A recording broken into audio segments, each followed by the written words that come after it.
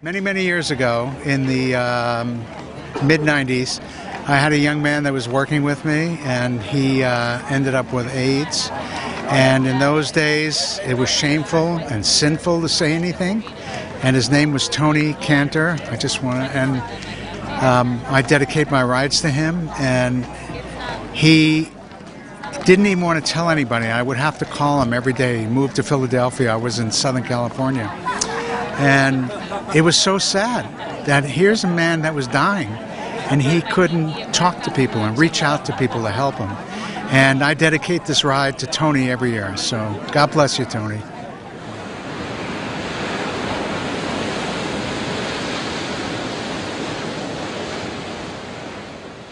Good morning. The journey on which we are about to embark will change us all in profound ways.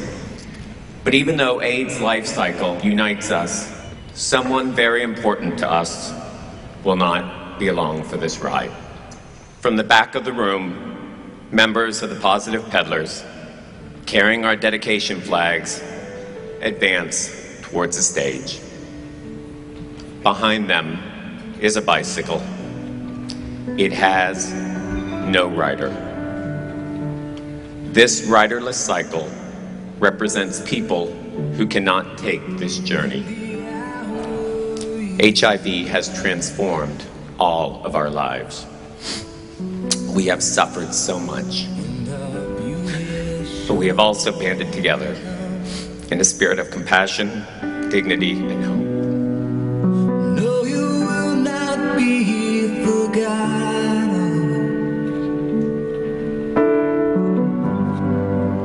No, you will not be alone.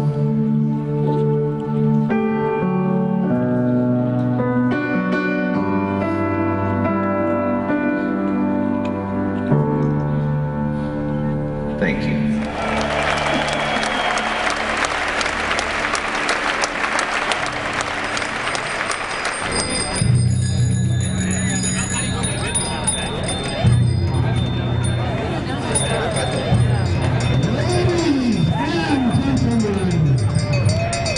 Today's LifeCycle 10 is officially underway!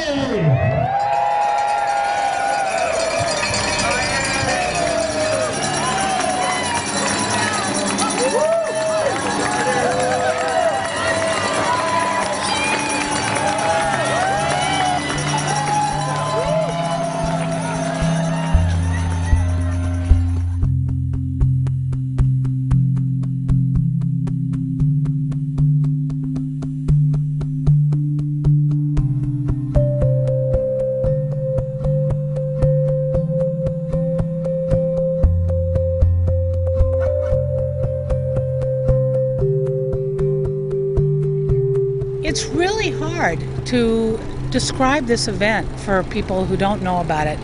I would say to them, this is an opportunity to come together and raise money for the fight against AIDS, but in the process, there is a phenomenal community that develops, and it's going to take people of every different kind, every race, every gender, every age, every sexual orientation and HIV status, coming together and being focused on one single goal, and that's ending the epidemic. Well, we leave San Francisco, about 2,500 riders, about 650 roadies who are the support team.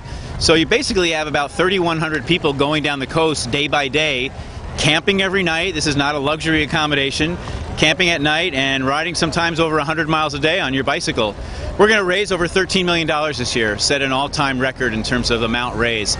And that money then will be going to the LA Gay and Lesbian Center and the San Francisco AIDS Foundation for our HIV and AIDS prevention programs, treatment programs, care programs, research, advocacy, everything with regard to fighting this pandemic. If we didn't have this ride, we would have to turn people away from our services. Pure and simple, people would die. Sleeping in a tent. I think this is the first time I've spent 6 nights in a tent since Boy Scouts, back when I was a teenager. And I think that's the biggest hardship. Probably not going to get 8 hours of sleep a night. Camping's great. I didn't know my tent person, my roommate, and they were awesome. A little uncomfortable getting up in the morning. You just want to stay in the covers. But other than that, once you get out rolling, you're fine. think you're excited to get out there and get back on the bike, get on the road, and see the scenery. I mean, Central California is amazingly beautiful.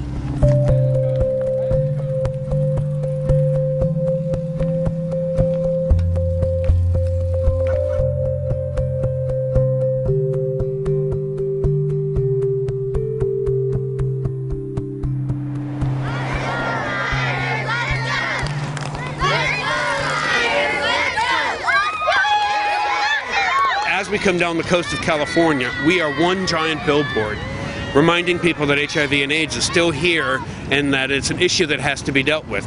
Some of the towns that we go through, there may not be any AIDS service organization. In some of those towns, they're very small, they're very poor.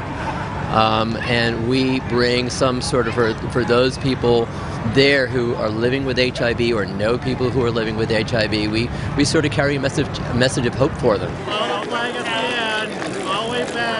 It's a lemon cookie dipped in chocolate with powdered sugar. It's really good. Okay, let's pick 4 of those. Okay, this is to raise money for field trips like the Ravine Water Park, the Melodrama. We go to San Lucas and we do volleyball and basketball games. We do tournaments and stuff. It's pretty fun. This is my second time where they've been here, and the double cheeseburgers, it's great to be giving back to community and also bringing awareness to these kids that might not have this kind of exposure. Ryder Cup? Yep. I've really been doing this since, since I was in, first grade. I only did it, a couple times. Glen Ireland? Of course, I like your shirt. I think a lot of times HIV and AIDS is masked because of the progress we've made in terms of medicine, that people are living longer. Just because it's possible to live with AIDS for a long time does not mean it's something to be dismissed as something that's no longer significant or important. People continue to get infected every day. People continue to die every day from this disease. But the rate that people are contracting it, and again, especially in the Black community, it's crazy. It's a huge problem, and I think specifically for the Black community, it's a huge problem because we don't talk about it.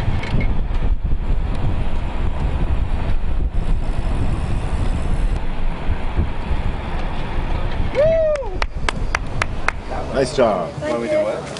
Be the photographer? My name's Chuck, and this is my 5th consecutive year doing ALC. I'm a 20-year HIV plus survivor. I got my bike and my HIV tattoo.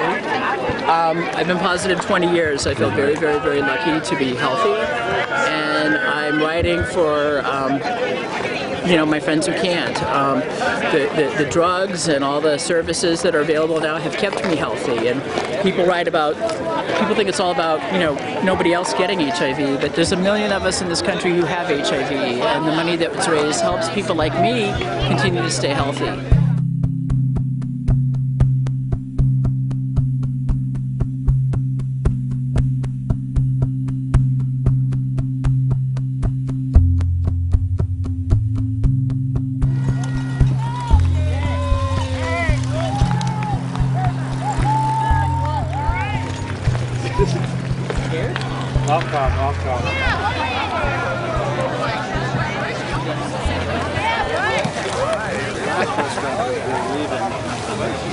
The logistics are insane. 3,000 people riding their bikes for 545 miles. Sounds crazy.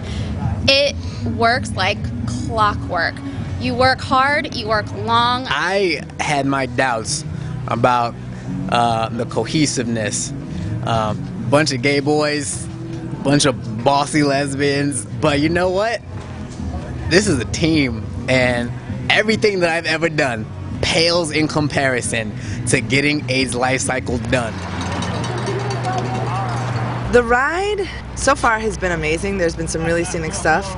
I definitely say the hills are challenging, but you get to the top and you feel like, holy shit, I just did that. It feels good. Feeling a little bit sore. Had a couple of tire blowouts on day 2, and getting really good at changing a bicycle tire. My butt hurts a lot. It's definitely difficult. The scenery helps, and then around every corner there's people cheering, so it makes such a big difference. There are people along the road who are cheering for us, and yesterday the town of Bradley, all the kids were standing outside of their school and cheering us on. And you just it's hard not to realize how important what we're doing is. Pulling in is the best part, and you definitely feel like you're coming home. People stand outside and they're cheering you on. Everyone welcomes you, and it's awesome. It's so great. Yeah, right there in the first row. Everyone's so friendly. This side of Piglet, please, ma'am. If you need help, people help you. They say hi. They ask you where you're from. It's like we all know each other. Do left side away of the food. You're fine now. There you go. We eat together, we shower together, we sleep together. We spend all of our time together, and it really becomes a community, this traveling community going down the coast. People are very unified because you see what we're doing. You know, it's not staying in a Marriott. You're not getting the best food, but at the same time, you know, we're all in the same boat. You really feel like part of this amazing group of people. Everybody told me that, and I was like, okay, yeah. But it's incredible.